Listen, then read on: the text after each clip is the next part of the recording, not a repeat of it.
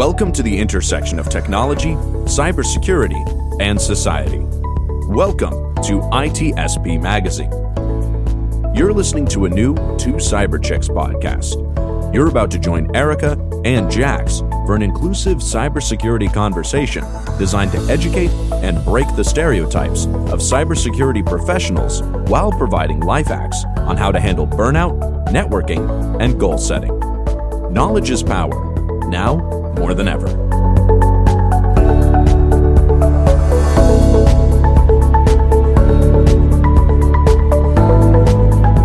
Jax and I have been talking a lot about how to get started at an organization. You're listening to this later on, but just yesterday, Jax did an awesome episode on Outpost Gray on October 20th on how to land your first cybersecurity job. And I think this is an excellent segue. Jax and I were talking about, all right, well, what happens next? Like, congratulations, you've landed your first job. Now what?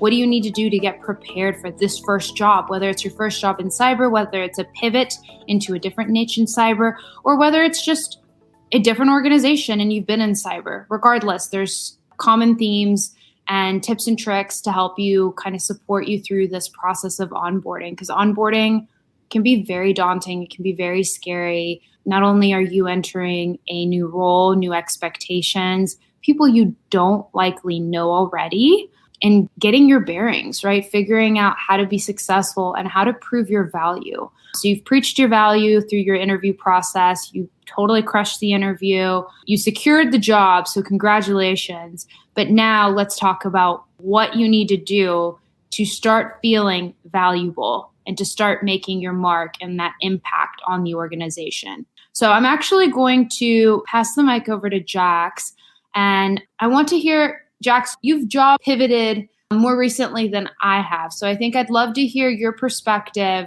on what it felt like being a newcomer, so to speak, and then kind of talk about what's happened even more recently. Yeah, I love this topic. Really happy to be digging into it because I know we've had some questions from our mentees on this, because you don't think about like what happens after you get the job. It's all about getting the job. And you're right. I did a career pivot. It was tough on a lot of different fronts because a lot of people listening to this may be surprised, but I had my own challenges with getting a job. I had job offers. They were terrible job offers letters below what, I knew I was supposed to get paid for. There were terrible interviews that I went through, and then I landed the job. And I was like, woo, I did a pivot from CTI to GRC, found a great culture of this organization to work for. And so I'm like, yeah, so everybody's thinking, yeah, I get the job. But once you get in there, it is overwhelming. I don't care how long you've been in the field.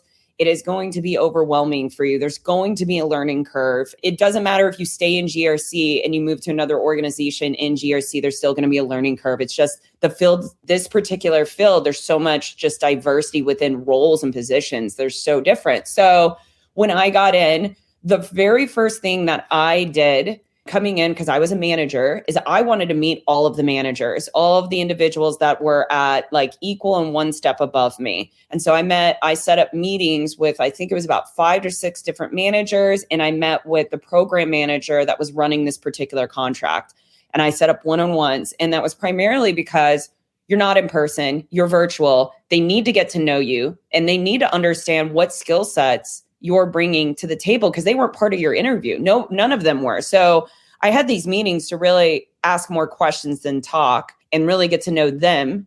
And then, because they can look at my resume and they'll, and then I express to them, who I am, my strengths, and depending on where they fall within that structure, if I was going to have a direct report to them, I may share with them too what my personal and professional goals are at that organization. But really those first few meetings are just to get to know them. You're just building those relationships, because I think people forget when you get into an org, especially virtual, and this, working in person, you need to have those relationships. You need to develop those relationships to be able to have that internal mobility within the org. And then the next thing that I did was I just engulfed myself into understanding the organizational structure, the mission, the vision, how it's laid out, how are they broken down as far as like functional areas of work, different work streams. So that's what I did.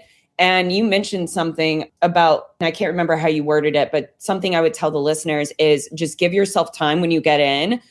I have noticed for myself in my learning style, it takes me about 3 to 4 months to start feeling like I have some knowledge of my job where I can actually start leading meetings very confidently. So I always tell people it takes time to learn something new. And I don't know, like from your experience, Erika, even though you may have not done a pivot, you have moved internally through your organization very quickly from where you were to where you are now, a senior director. And that itself has its own like challenges and pivots and learning curves. If you can share like from your experience, because that's another thing you have to think about. You're in the org, you're getting promoted. Like, what do you do next? And how do you approach those challenges? Yeah, absolutely. So I think you brought up some really good points that I think can be well married together. So the networking component of things, right? So like who's who in the zoo, who is part of your organization, understanding the structure, understand the key players, understand how everybody works and comes together. And I think that can also be taken into the lens of getting promoted or doing internal pivots. You're kind of falling into that same pattern that will allow you to achieve success rather quickly if you are proactive. So setting up those meetings, figuring out who your internal stakeholders are. So like, let's just say you just got promoted, congrats. Now you want to figure out what are your peers doing? And from your peers' perspective, what have been their biggest challenges thus far? And kind of like unpacking in doing it in a way that, so I love that you brought up like bringing forth your skill set so that they understand how you shine. I also want to understand how they shine so that we can garner those qualities and we can better partner to take things to the next level. So if I'm stepping into a new role, I need to understand what success looks like. I need to understand what have been top 3 challenges and what have been the most impactful things that they've seen, let's say in the past 6 months, a year. Looking forward for the next year, what do you think is our biggest risk right now, right? Or top 3 risks, right? Like it's hard for people to just give you one, but if you always ask people for the top 3, you're doing a lot of information gathering, and that exercise pays off tenfold because you are seeking to understand, you're seeking to collaborate, and you're seeking to make an impact together. And you can come together as a team to do these initiatives because at the end of the day in an organization, you are just part of a team. You are not on your own island. You're not on your own silo. So you can't sometimes it's nice to be heads down and just crank out work. But when you're either figuring out that lay of the land, you really need to be casting a wide net and you need to be understanding how everything works. And you need to understand how you can best plug in and what impact you can bring to the table. Because we all have unique, diverse skill sets and we all shine in different ways. And so while my forte may be helping people optimize processes and bringing in innovation, Jax is a great coach for emotional intelligence and being able to polish your speaking, your email proofing, like there's a lot of beauty in being able to pull out those like qualities of each individual and seeing,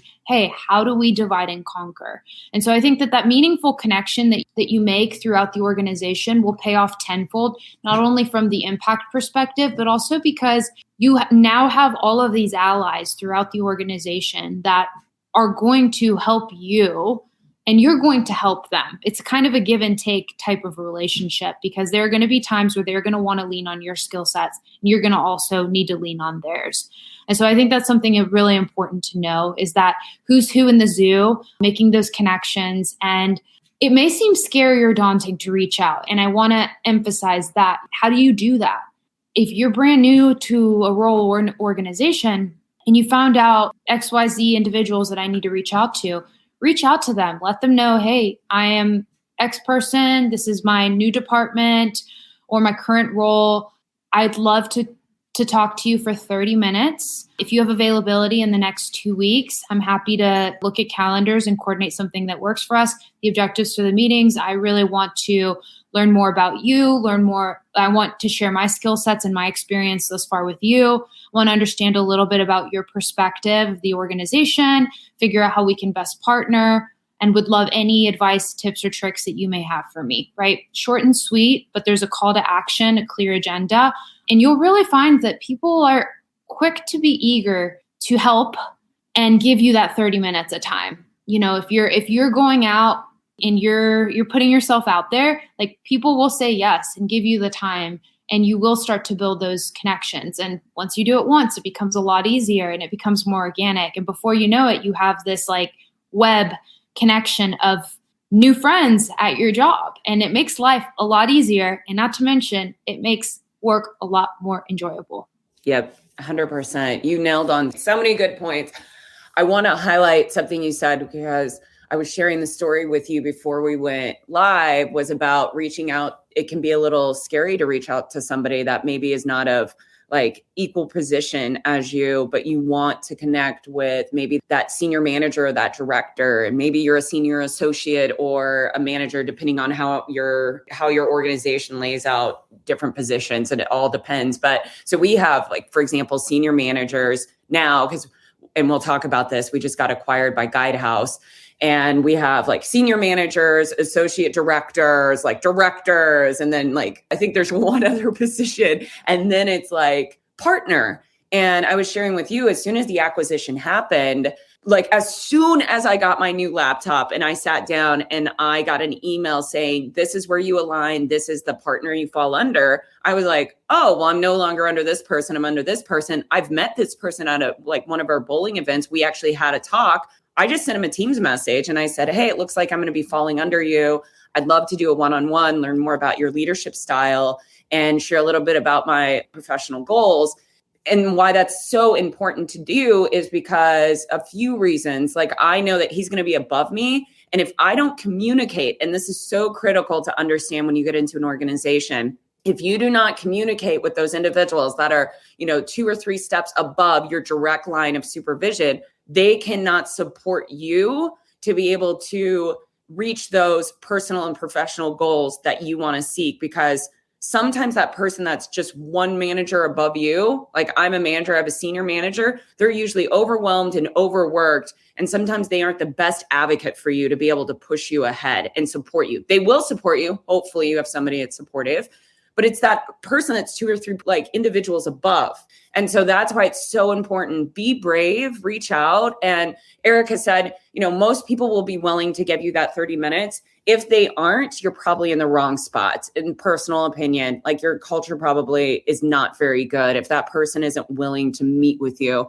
I don't know that person, but I know I've experienced it, and it's a cruddy feeling. And every time I've experienced it, it's been because it's been a not so good of a culture. So I would just be like really open and considerate of that. And then just to like flip that a little bit, also be willing when somebody reaches out to you to give 30 minutes. I think it goes both ways. Straightforward. Yes. Yes. Straightforward. Jackson, I think to your point, like let's highlight like that you shouldn't let that discourage you. You will come across executives that really may not have the time in the next week or two. Like that may be the reality. And so if you get a no, leave a call to action maybe of, hey, well, if you do have time, in the next few months, I would love to still sit down and talk to you. I know that your schedule is busy. I am absolutely happy to make it work for whatever flexibility you may have. So please keep me in mind.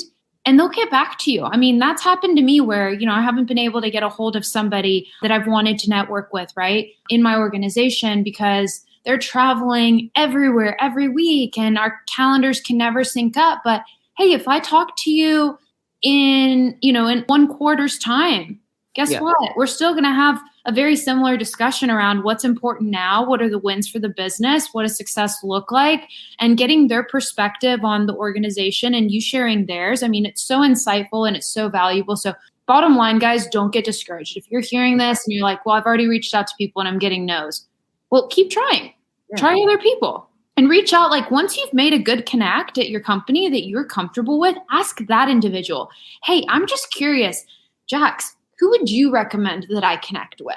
do you have some individuals around this organization that like you encourage me to connect with that may be good to help me get up to speed, or maybe good connections because they're experts in this area or this area, and I have projects coming up in that area, right? So once you've made that like core group, you're able to expand, and I mean, then you get momentum, and then it's exciting, and then you're learning from all angles. So I think that's a really important thing to just also keep in mind is like, don't let the discouragement get to you because you're on a mission, right? You have clear objectives that you've laid out. You're figuring out the lay of the land, figuring out your organization, how things are structured, figuring out what maybe potential politics look like at your organization, and what the titles. I think the thing that you brought up is so key. Titles are not the same from one org to the other. It doesn't matter if you do exactly the same thing. Titles are titles, right? Yeah. So figuring out what that career progression looks like, the networking, making those meaningful connections, but also then the other part that I love talking about and I think is super important is Jax and I are both very highly motivated individuals. So as soon as we start a role, whatever that may be, we're immediately like, how do we make an impact? Like, how do I make myself feel valuable? We're being paid to do this job. We want to make sure that people feel good about the work that we're doing. We want to make ourselves feel like we're driving the needle, right? Like we're moving progress to further the business's objectives. So what does success look like? And so, Jax, I'm going to ask you, what do you do? What's your strategy for figuring out like, what are the expectations of the organization for you? What does success look like? Yeah, and this is not a clear-cut answer because it's different with every org. And I will tell you personally, I've had my own frustrations when I got into this position and working, and it was primarily because of the client set, because it's just a unique client set in consulting. You get every client is different. And I've definitely had, and you know this, Erika, I've definitely had my frustrations, and I've reached out to my senior manager and we've had heart-to-hearts where, just like you said, I wanted to feel like I was an asset. And there were times where I'm like, I don't feel like I'm even doing my manager role. So my best advice that I gave myself that I'm going to give the listeners is, and in going back to, I already said it before, but give yourself time. When you get into a new position, you will, like, if you have that mentality of like, I want to be an asset, I want to make an impact in this organization. Well, you need time. You need time to know how the organization is laid out. You need to understand your client. Each client is going to have a different priority. You may be doing, like, for example, tier 2 assessments or an Alpha 123 assessment or like CSF. And these are all the ones that I've kind of started getting into. Each client is different. And it takes time as you get into each client and work with your team members to understand. And that's the other thing, understand your team dynamics. And for me, I am a patient person. However, I didn't realize it was going to take me more than 3 months because this was a like very challenging client. And I started getting really like imposter syndrome, got really hard on myself, being like, man, maybe I made the wrong career move and pivot. And, you know, I started in March, and I can tell you now, I am 100% more confident. I don't by any means think I am like a SME, but I know now, I can tell you right now, Erika, I am making an impact. And I can see it because of the products that I've given out, because of how well my team is working together. But if you're in your organization and you've come in as like an entry level, or you've come in as a manager and you're just feeling like, man, I'm really not like making that impact yet. I don't feel it yet. Well, I would give you a couple of recommendations. I would say, reach out to your leadership and talk to them, ask them, have candid, like a conversation with them and just say, hey, this is how I feel. This is what I did to my senior manager. Like, this is how I feel. And have them validate those feelings, have them give you constructive criticism and feedback to be able to get better, to like hit those targets, to be an asset if you're not already hitting them. Because sometimes we just need to be validated of like, nope, you're doing well. This is just the nature of the work. So for me, it's all about having those conversations with my leadership, setting my goals, making sure that I'm like proceeding forward. And now I know, now I can see it. I can see it because we're doing products, but it takes time. It does. And I know people are listening are like, that's like the worst answer to sometimes give is like, it just takes time, but time and meeting with your leadership, meet with your leadership, either the one that's like right above you or the next one that's like leading the contract, whatever field you're in, and like talk to them about it. I don't know. What's your thoughts on that? Like, you're a senior director, so you definitely, your impact is a lot broader than mine in a lot of ways because you oversee a lot of different contracts. So to me, I think the best conversation that you can have is, what are your expectations in my role? And are there timelines and milestones that I'm going to be measured against? Yeah. So I'm a documentation gal. Like, I like to have things in writing. I'm hyper organized. I want to see goals on paper. I want to see things that I'm tracking towards. So for me, if I know what's expected of me by 90-day mark, then I know what to go seek and find out. So if I don't know, if I have a 90-day plan that my boss has helped me put together, then I know here are the things that I need to show mastery of. And then I can refine goals and I can find proof points that will allow me to show that I have achieved those things. And it helps to kind of keep me on track, and it gives me that gut check, that helps to, not only does it help to fight off imposter syndrome, because like you have measurable things to say, okay, yeah, I'm doing this, it's in this, keeps you on track. But then again, like you're able to take that goal setting to another level because you're like, all right, if I'm progressing by here in 90 days, here are those micro goals that I need to do. Like, I need to get enough cycles and these types of assessments to get here by 90 days.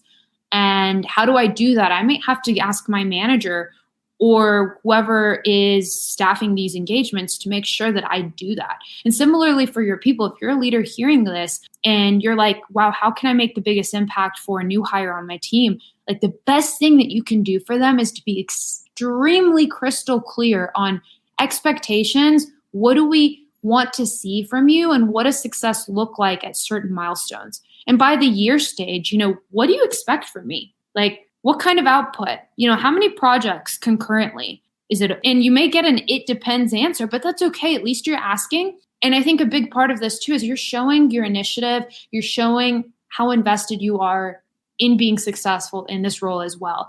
And I think that there's a lot to say for individuals like that aren't just running with the status quo, that aren't just, I'm showing up for my work and that's good enough. No, that's not good enough.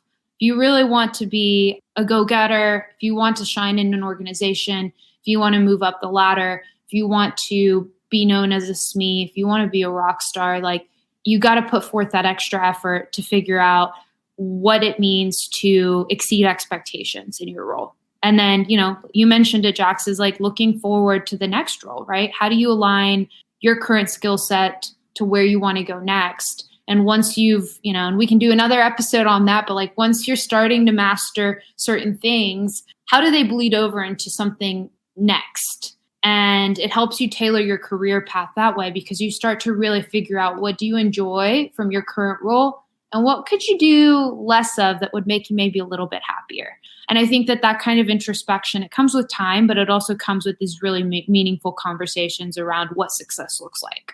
Yeah, spot on all of these. We need to write a book on this. So yeah, I think this is awesome, but I think we're going to have to wrap it, and we're going to have to do a continuation on this topic. And I would encourage, if you're listening to this and you love the conversations that Erika and I are having just one-on-one, reach out to us on our LinkedIns. Let us know any particular topics you want us to address. We have guests that we have on the show. We've just wanted to do some more one-on-one discussions because we want to deep dive and share our own personal journey. And this has come from like feedback from our guests. We really appreciate it.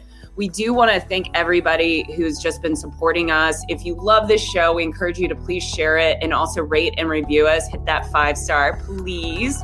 And also, for our mental health and just kind of doing a reset, Erika and I have collectively agreed to take off for the holidays. So yay. We're going to be taking off a few weeks in December. Yep. So if there's a little bit of a break and you're like, where are the two cyber chicks? We are recharging, regrouping, and doing exactly what we talk about, which is taking some time for ourselves. But we will come back stronger, as always, for the new year 2023. And we love you guys. Thanks for everything. See you in the new year. We hope you enjoyed this episode of Two Cyber Chicks podcast with Erika and Jax. If you learned something new and this podcast made you think, then share itspmagazine.com with your friends, family, and colleagues. If you represent a company and wish to associate your brand with our conversations, sponsor one or more of our podcast channels. We hope you will come back for more stories and follow us on our journey. You can always find us at the intersection of technology, cybersecurity, and society.